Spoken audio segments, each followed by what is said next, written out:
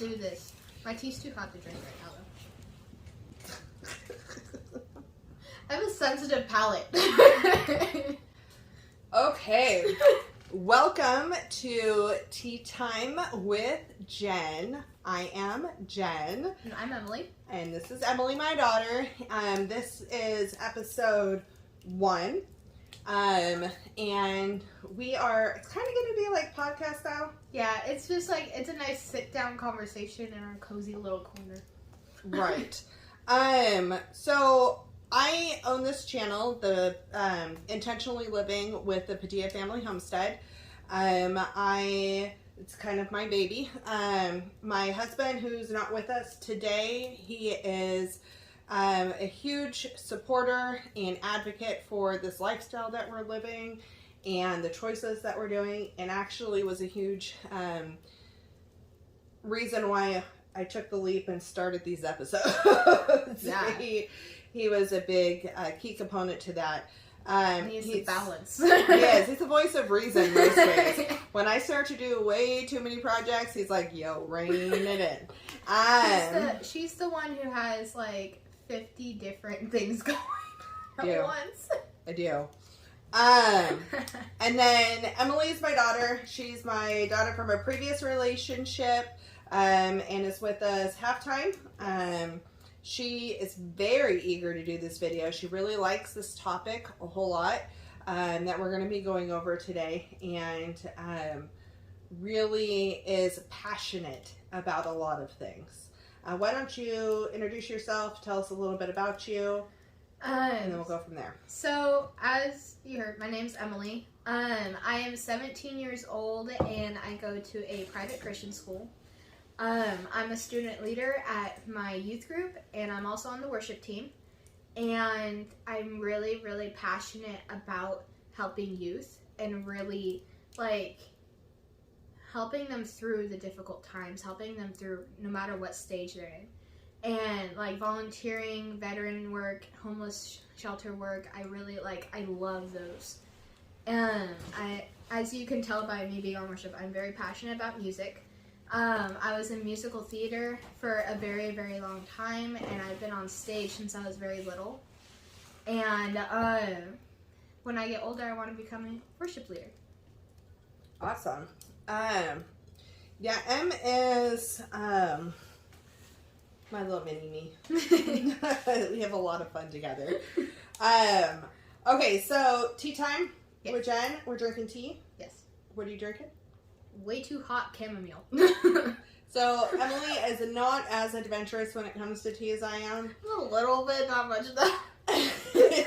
So she loves chamomile. That is her favorite tea. It's so cozy. I am a little bit more adventurous. I have some Fireside. That's what I got up to grab. Some Fireside vanilla spice. And it is delicious. You are one of the most adventurous people when it comes to tea and coffee. Yes. Like, you have no idea how much tea she has.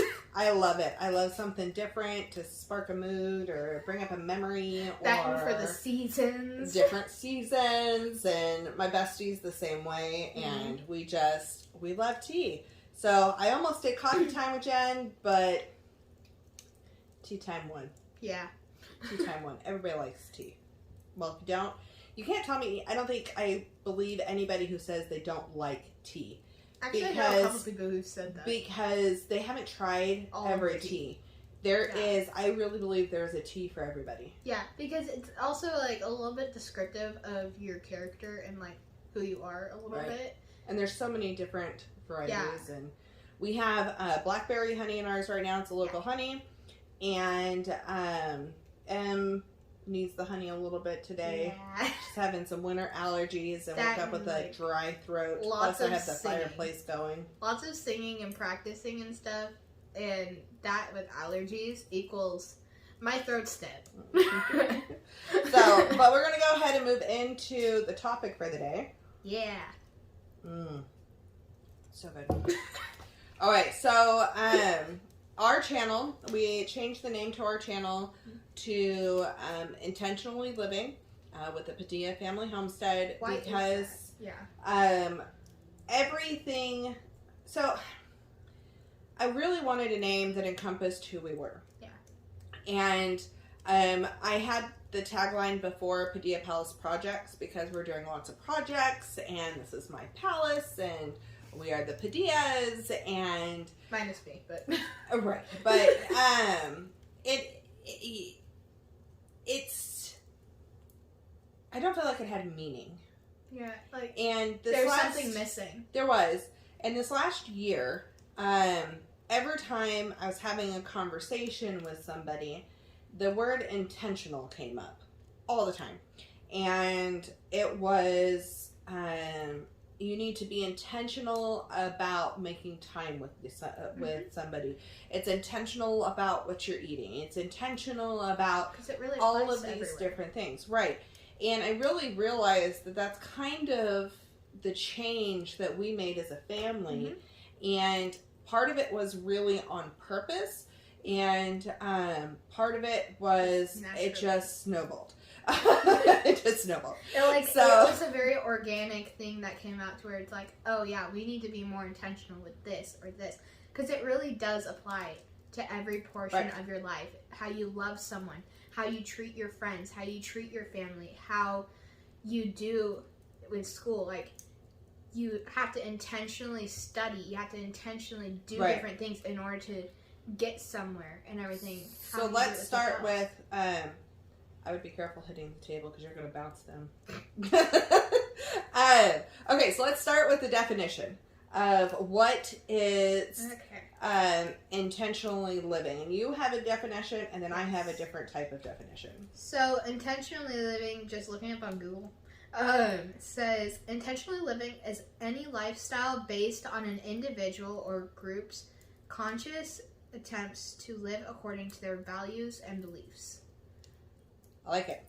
And then for me, the definition of intention is to be deliberate or on purpose. So if you are living with intention or intentionally living, you are living your life in a deliberate way and on purpose. And something that we've really worked on over the years is we grow every day. If you're living, you're growing. You have different life experiences.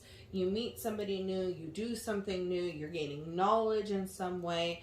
So we're always growing and we're always changing.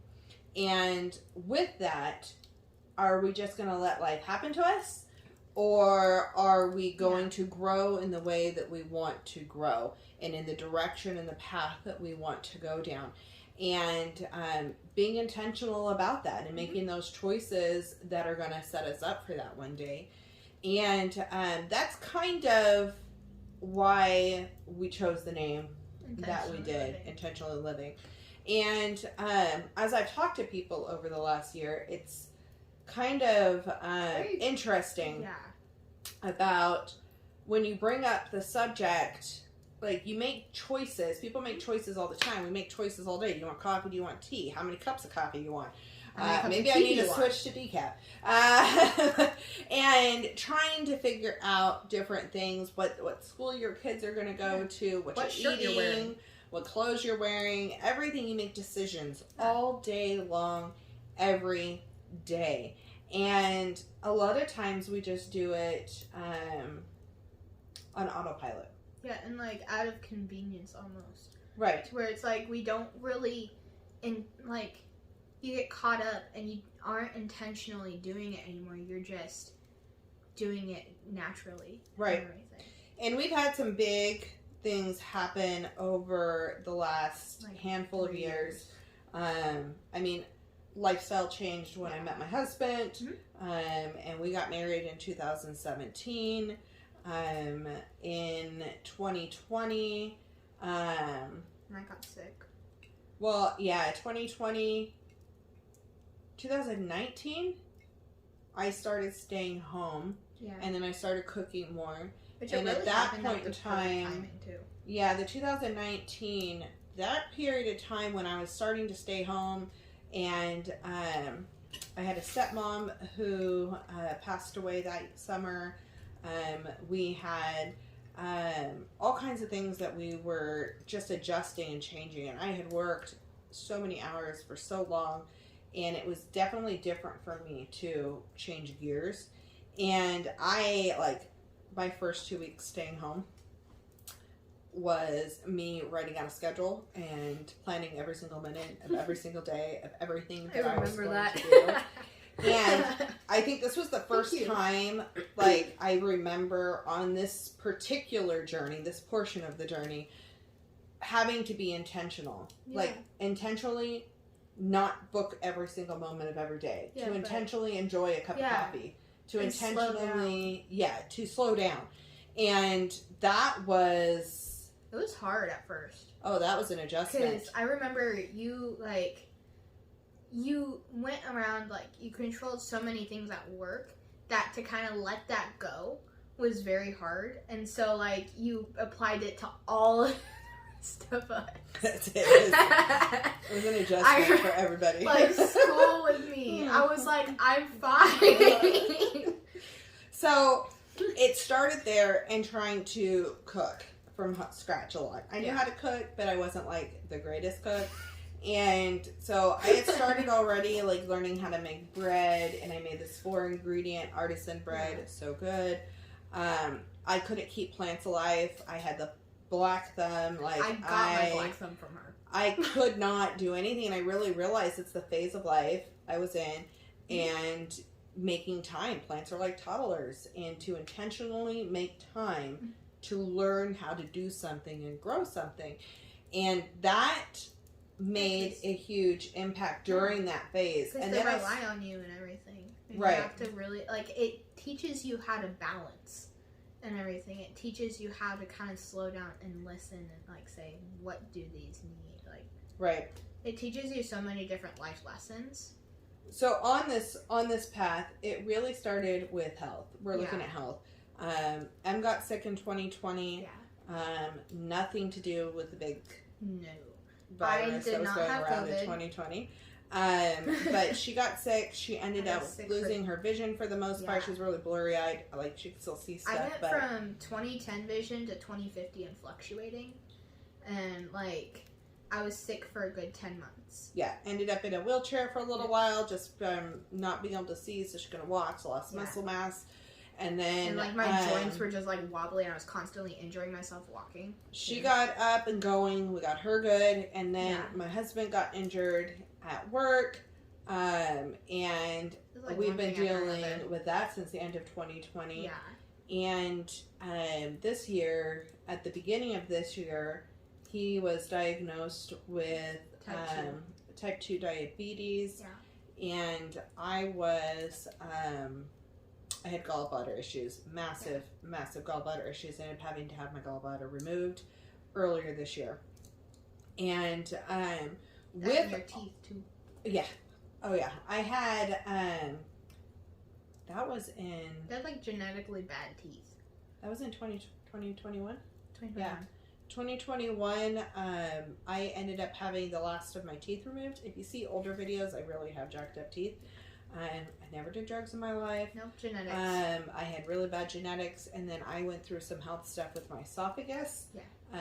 What was it, like 10 years ago? It was esophagitis, and, like... My diet was bad. I tried to do all liquid, and so it's just hurting it even more. So my teeth ended up falling out for the most part. These are dentures. I'm very thankful for them. Yes. I'm not ashamed of them at all. I'm just very thankful. So that changed a lot of things over the course of time as well. Yeah. So we really focused on health. Yeah. That's the first thing. And there's 2 quotes that I can think of when it comes to taking the road less traveled. Mm-hmm. And I really believe living with intention is the road less traveled. I really believe that, well, I'll tell you the quotes first. Let's see here, and then I'll get into it. So the first one's Robert Frost, very popular. 2 roads diverged in a wood, and I took the one less traveled by. And that has made all the difference, by Robert Frost. And then there's another one that's more current time, and that would be Jerry Seinfeld. And it says, sometimes the road less traveled is less traveled for a reason. I will tell you what, it is traveled less often because it's freaking hard. Yes. It takes lots of effort, lots of time to adjust, and it really, you have to really focus on it and hone in on it. We live in a convenient world. Exactly. You run things based on convenience, based on the fact that, like, you're almost on autopilot, like you were saying earlier, where it's like, this is popular. Also, like, trends and all kinds of different stuff where we're kind of just, like, following the lead and everything. And it's easier to do that. And I think sometimes it's easier to go through a drive-through than walk into Starbucks or something. Than to go through and cook a meal from scratch. Yeah. It's easier to buy bread from the store. But do you learn anything from that? Except and the health benefits are different. So like the bread from the store, it doesn't bulk the same way, and there's so many preservatives and so much crud in it. And learning how to do sourdough and taking that time to feed the sourdough in the morning, and then start your dough at night, let it do its bulk rise, and then cook it in the morning. Like, it is a process. It is something that takes time. I remember I did not know how to do it. No. And you had to teach me, and then and I had to do it so many times just to practice. It's just to feed the starter, to keep it alive. It's a living thing, and it's like having the right flour. It relies on you. And you can't put faucet water, city water in your sourdough because it has bleach in it, and all kinds and of it kills stuff. it. So it's hard. It is hard to live with intention. It is, and that's why it is living with intention, because it is hard. And so we really, I get overwhelmed if I look at all the different avenues. So we haven't changed over everything. It is a process. And we decided to start with our health. Due to the different illnesses and things that were going on, we really needed to come back and break it down. And this has not been all successes. No. There have been a lot of fails. And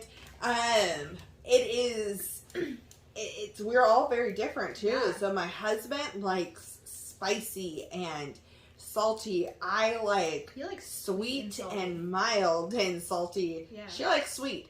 And excuse me, I also like spice. She likes spice, but not the same level. I don't really like salty stuff though. So trying to find things that work, and then one diet doesn't work for us all. Exactly. She's gluten intolerant. Yeah. I found that in 7th grade. Does not have celiac. Not celiac. I can do cross contamination. I can do little amounts of gluten in it without having like an allergic reaction or something. It's just my body doesn't process it well, and I get all sluggish and tired. I get run down very easily, and so it's one of those things. It's just not good fuel for my body. Right. Whereas other people, like I know people who aren't gluten intolerant who went gluten free, and they're like, "Why am I eating this when it's doing nothing for me?" and everything. It's just not there. So she's gluten intolerant. My husband has to have low sugar. Mm-hmm. He also, with that comes lower carbs, and he is a meat man. Like, I don't go without meat. He cannot. He has to have meat. Like every meal. He craves it's really red funny. Meat with a passion. And his cholesterol's great. I don't know. I don't understand it. So it's something that we figured out, that learning how to make a meal that most components will work for everybody. Mm-hmm. But then you can choose to eat or not eat whatever pieces of the meal. So I cannot do very much red meat or high fats. And your gallbladder. Lack of gallbladder. Yeah. But I also, it just doesn't set well with my body. My body is not built that way. And so... And I'm not a huge red meat person anyways. Like, I could live without it. Right. So we do most of our red meat when you're not with us. Yeah. And then when I do a meal, let's say with steak, I will take a small piece of the steak, but I'll be heavy in vegetables, right? When we do meals that are pasta, we try to do a spaghetti squash. Yeah. For you. That or like gluten-free ramen. Oh, gluten-free ramen. There's this rice brown. noodles. Yeah, there's a brown rice. Yeah. Mullet. It's so good. It's really good. It is so good. Like, it tastes like normal ramen and like. But I'll tell you what. That's rice after noodles. trying. That's There was after a trying lot. like 20 to 30 different. All I have to say is like no on the chickpeas. No on the chickpeas. gluten-free pastas that are just like. It tasted like cardboard. So nasty. So we have really switched over in those avenues. And I get asked all the time, why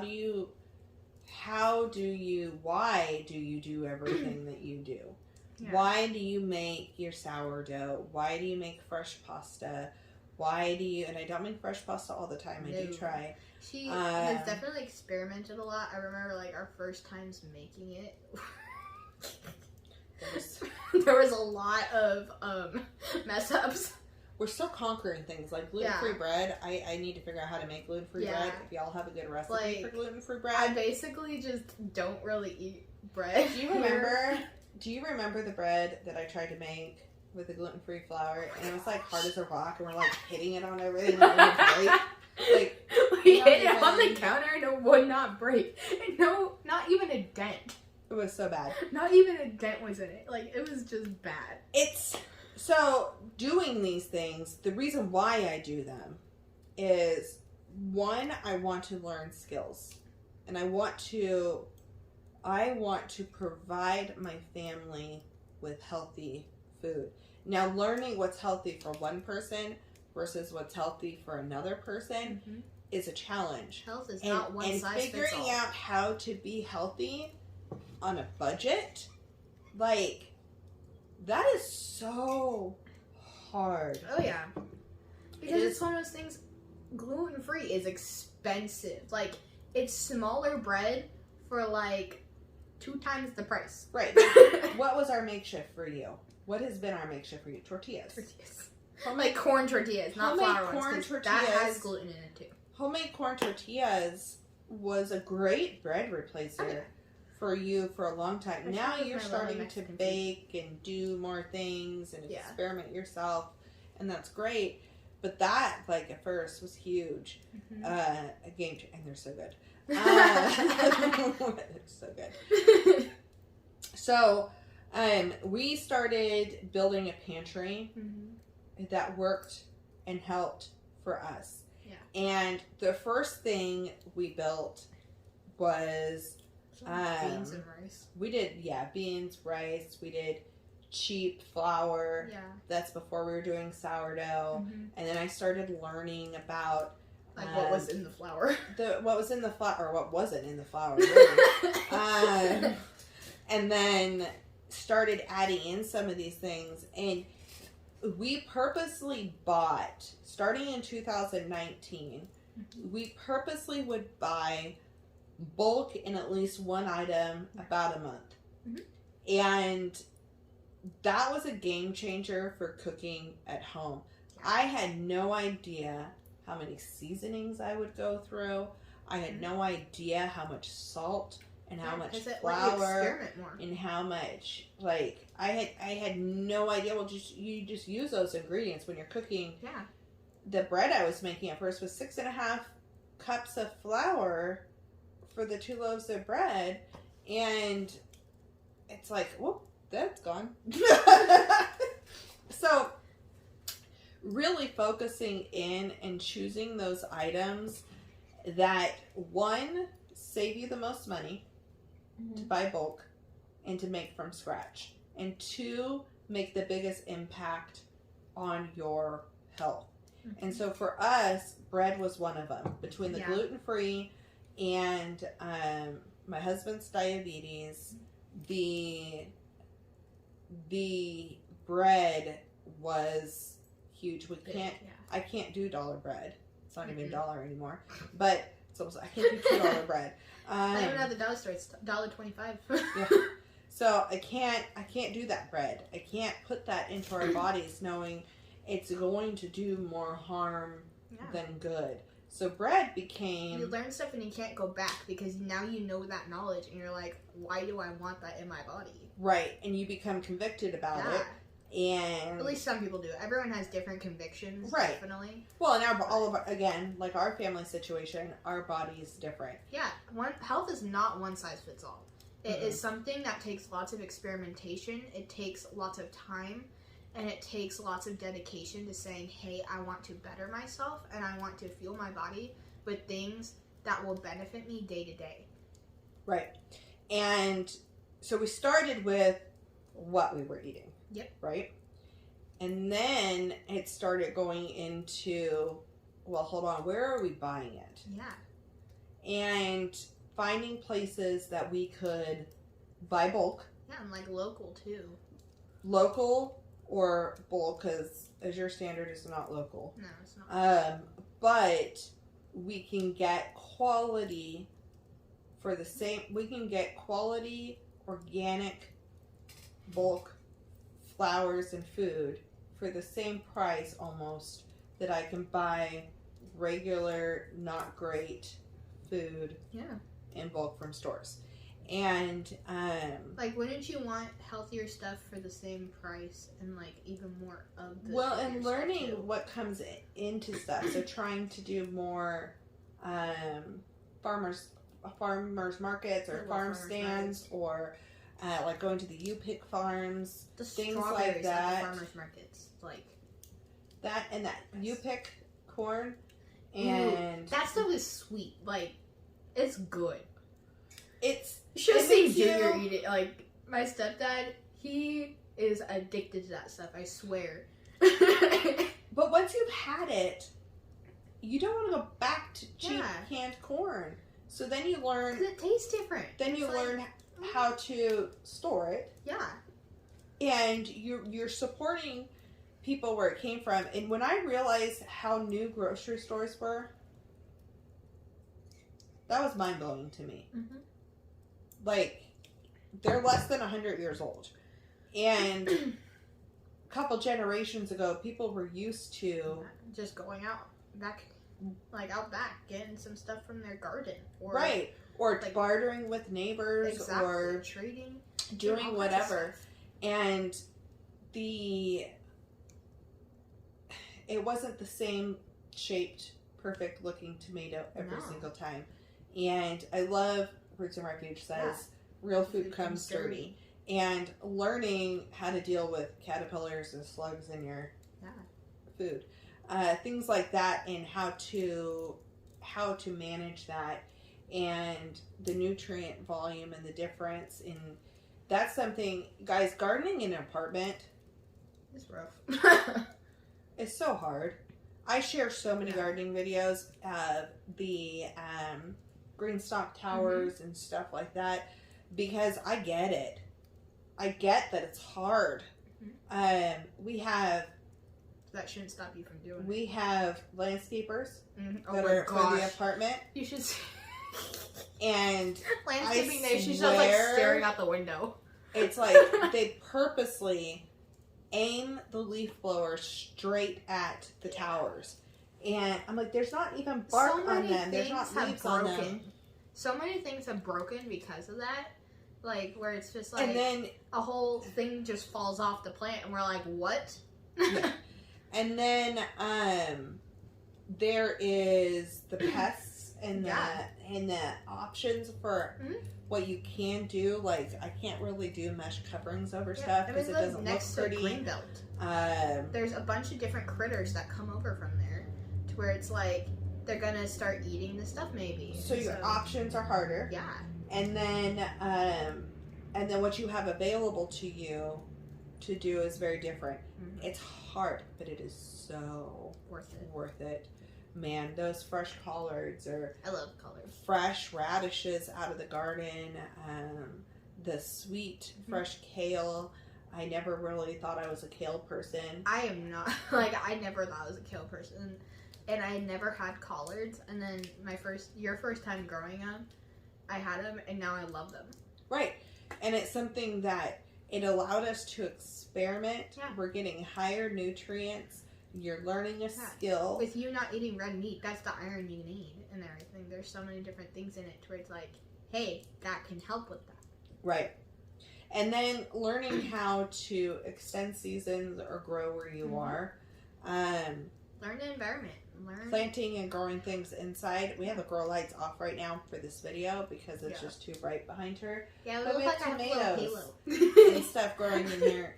And figuring out how to do it and boosting the health and having the herbs and having the nutrition and having stuff at hand and doing what you can where you are is so important.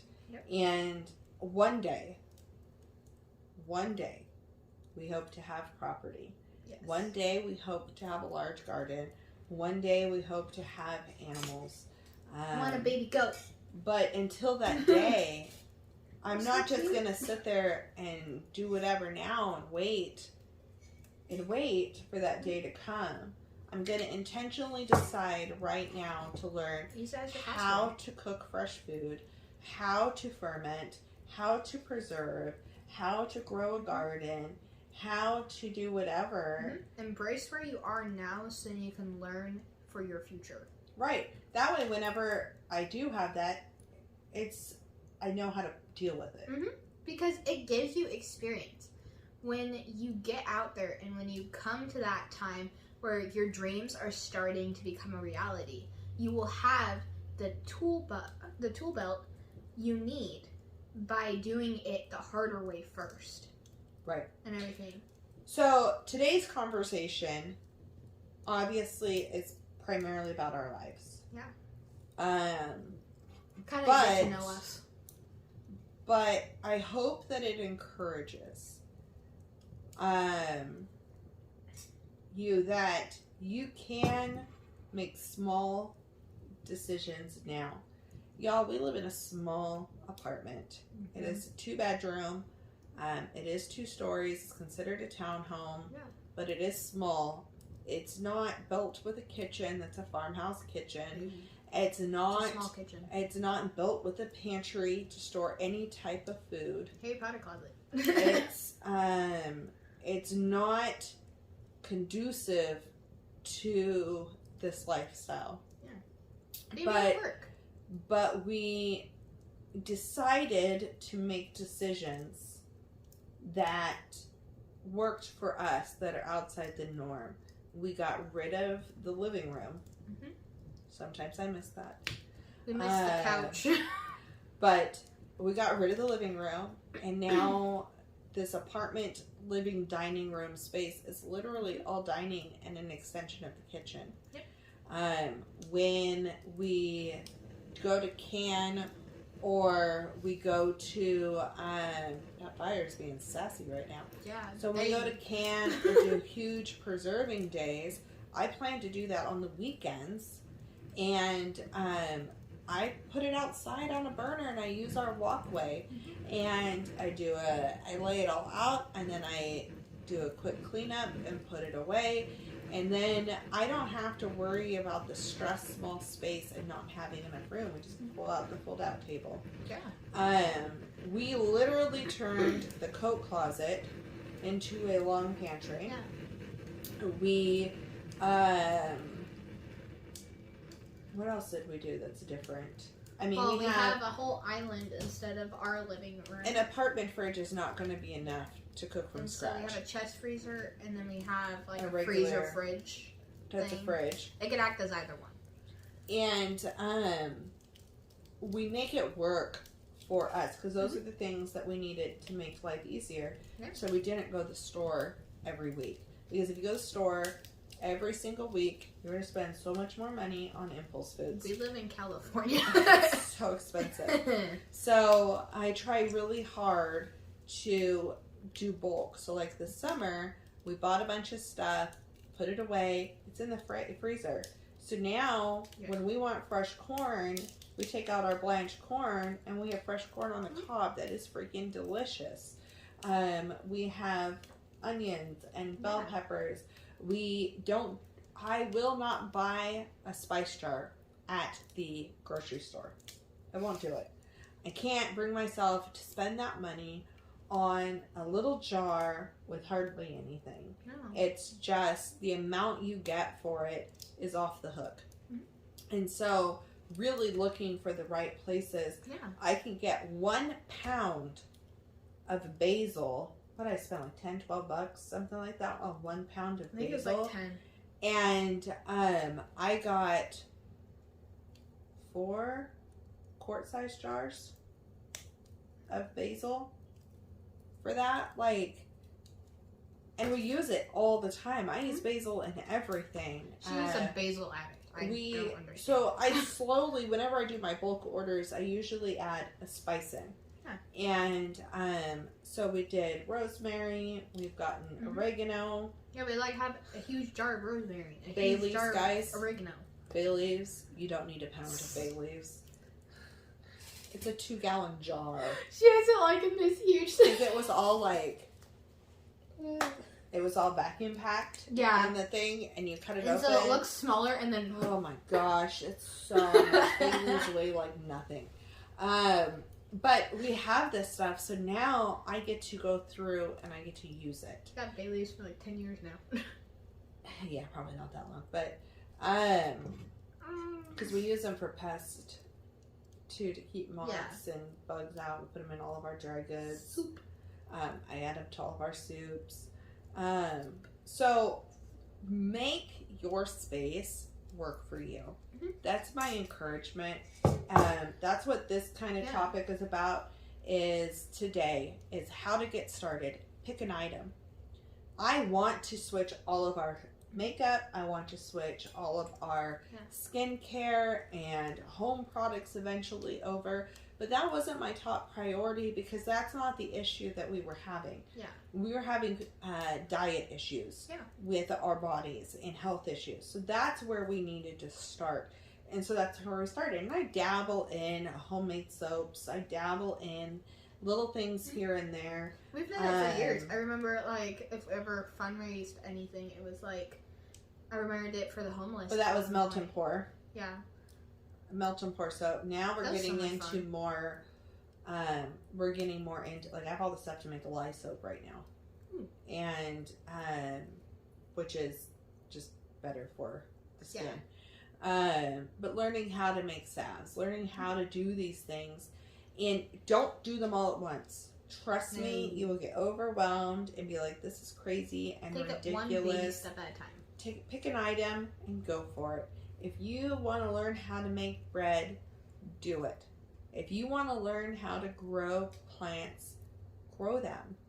Start with like 1 or 2. Just figure it out and find resources and find something that's going to help. I really suggest having books on hand that you can go through and look at and learn. We have our favorite books. I have a highlight on Instagram, a highlight reel that has some of our favorite books. I need to update it with some more. Yeah. But find those resources. There are tons. I really have dived deep into watching certain YouTube channels that not only teach, but they inspire you to do more. Yeah. And then we have Abundance Plus, which has, I'm learning now, I have no animals. Yeah. 0. I have just 0 animals. How to do stuff. However, I'm pretty confident that if I needed to, I could butcher a chicken. Because I've been watching every video to get myself ready for a day when we are able to do meat chickens.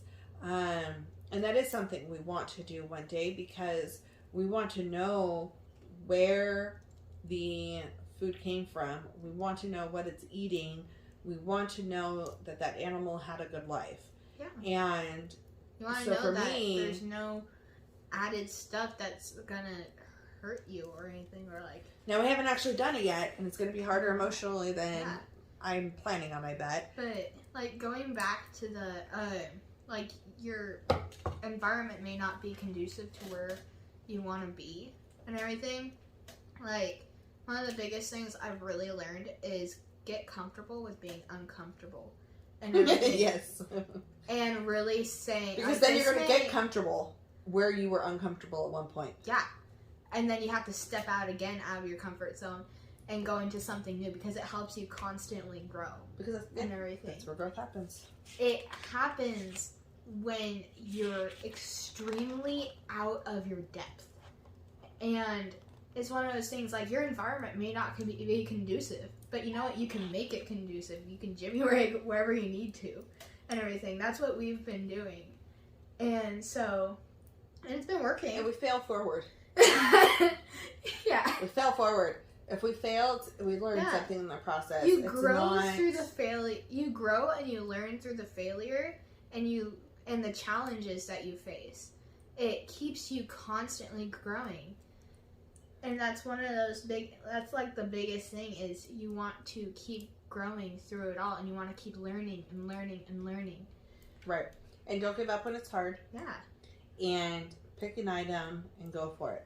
So we're going to be hitting on different topics. Well, I will be hitting on different topics over the next little bit. I'm hoping to get, I think the next talk, Tea Time with Jen, will be with a special guest.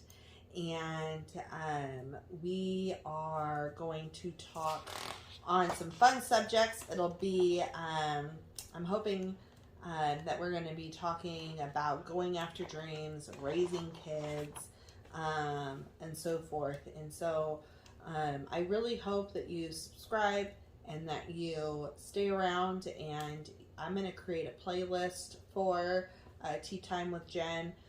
I don't know how many episodes for sure they're going to be, but this is something I think that was big for us, was an opportunity to be able to encourage and share and hopefully inspire you to decide to live intentionally. And we're going to get into some bigger topics. Yeah. And